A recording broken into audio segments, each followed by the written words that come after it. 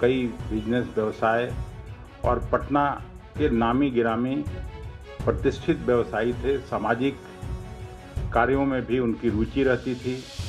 5-6 साल पहले उनके घर में पहली बार जब गया था तो उनके बेटे की हत्या हुई थी। गांधी मैदान के ठीक सामने वो रहते थे, मौर्या होटल के समीप।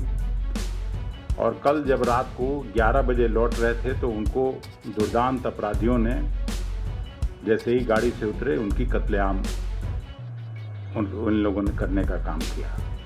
वहीं पे एसएसपी साहब रहते हैं, पूरा पुलिस महकमा रहता है।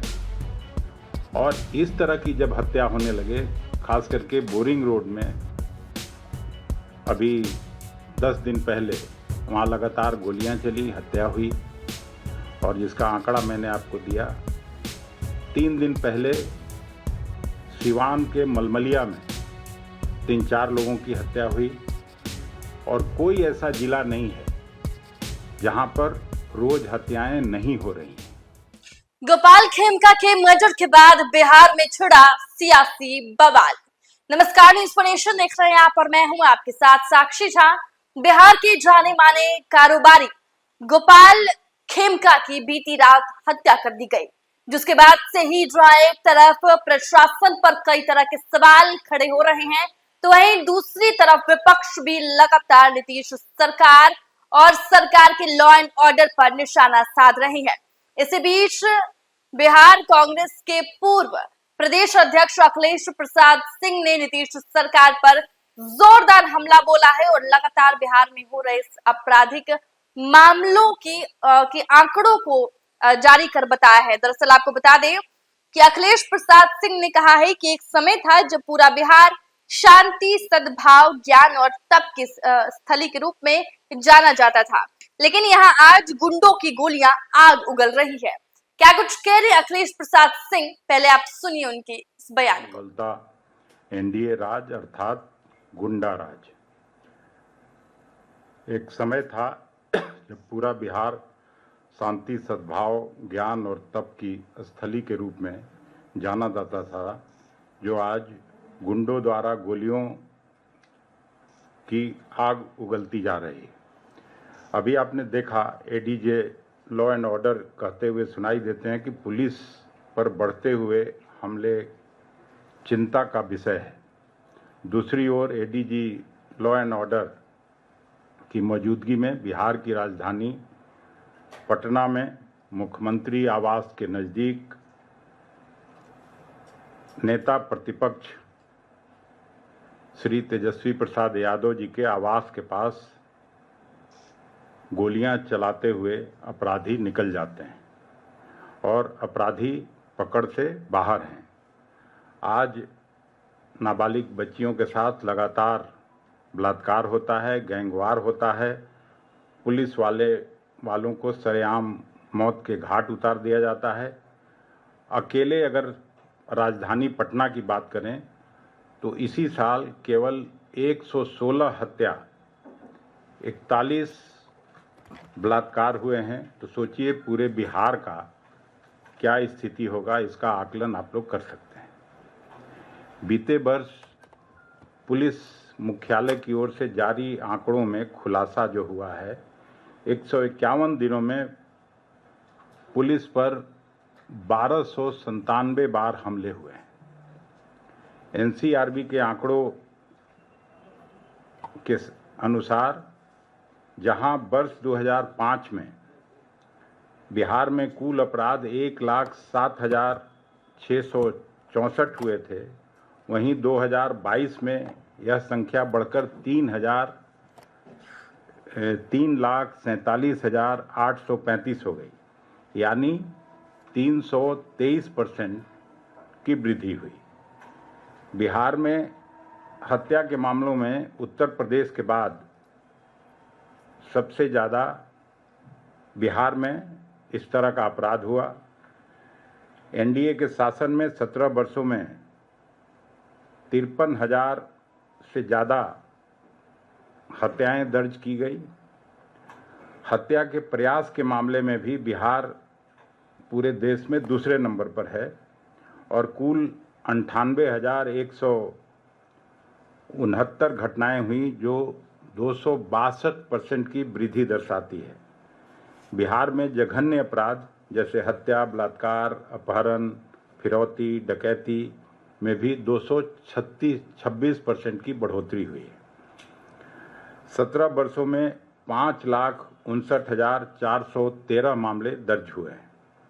महिला अपराध में भी 336% की वृद्धि हुई है। कुल 2,21,729 महिलाएं अपराध का शिकार बनी और इनमें से 1,17,947 मामले आज भी अदालतों में लंबित है और लंबित मामलों की दर 98.2% है। महिलाओं के अपहरण में 1,097% की भयावह वृद्धि हुई है। बच्चों के विरुद्ध अपराध में 7,062% की चौंकाने वाली वृद्धि दर्ज हुई है। कुल 62,830 मासूम इस दौर में अपराध के शिकार बने।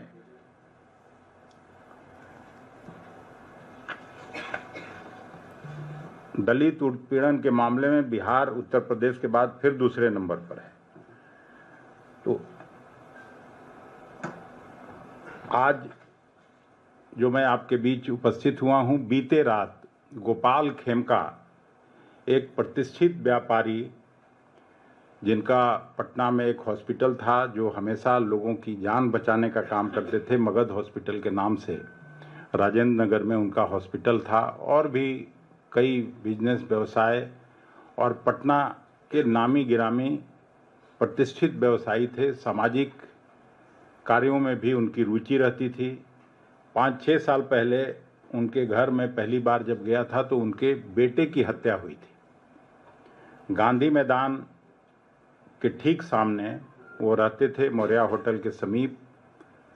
और कल जब रात को 11 बजे लौट रहे थे तो उनको दुर्दांत अपराधियों ने जैसे ही गाड़ी से उतरे उनकी कत्लेआम उन लोगों ने करने का काम किया।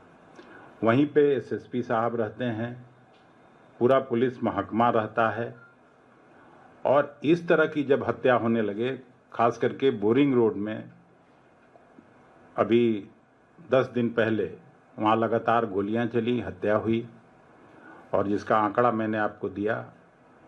3 दिन पहले सिवान के मलमलिया में 3-4 लोगों की हत्या हुई, और कोई ऐसा जिला नहीं है जहां पर रोज हत्याएं नहीं हो रही हैं।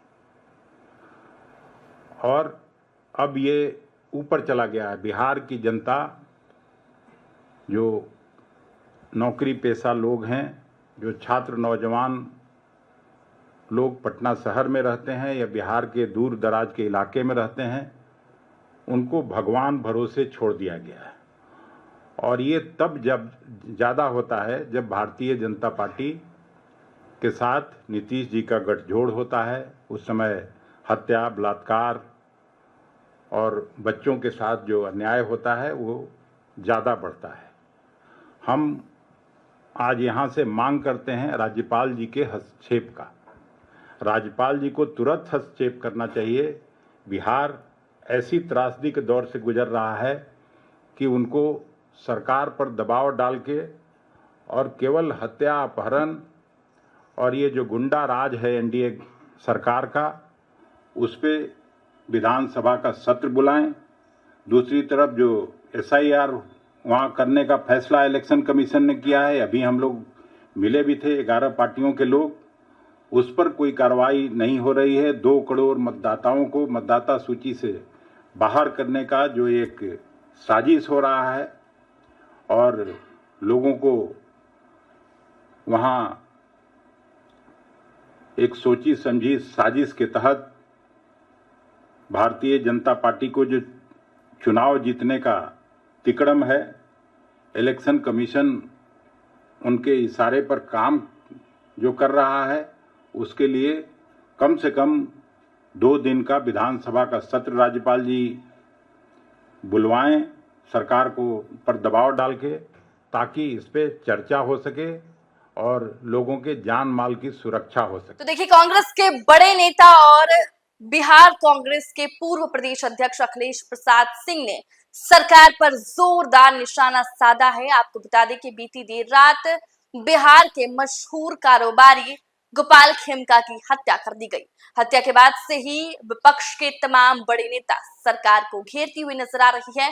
और इसी बीच देखिए, अखिलेश प्रसाद सिंह ने बाकायदा आंकड़े जारी करके ये बताया है कि पिछले कई महीनों से, कई दिनों से बिहार में किस तरीके से अपराधियों का मनोबल बढ़ता हुआ नजर आ रहा है और प्रशासन अपराधियों के सामने नतमस्तक है। क्या कुछ अखिलेश प्रसाद सिंह ने कहा, हमने आपको तमाम बातें सुनवाई। फिलहाल के लिए इस खबर में इतना ही। आप देखते रहें न्यूज़ 4।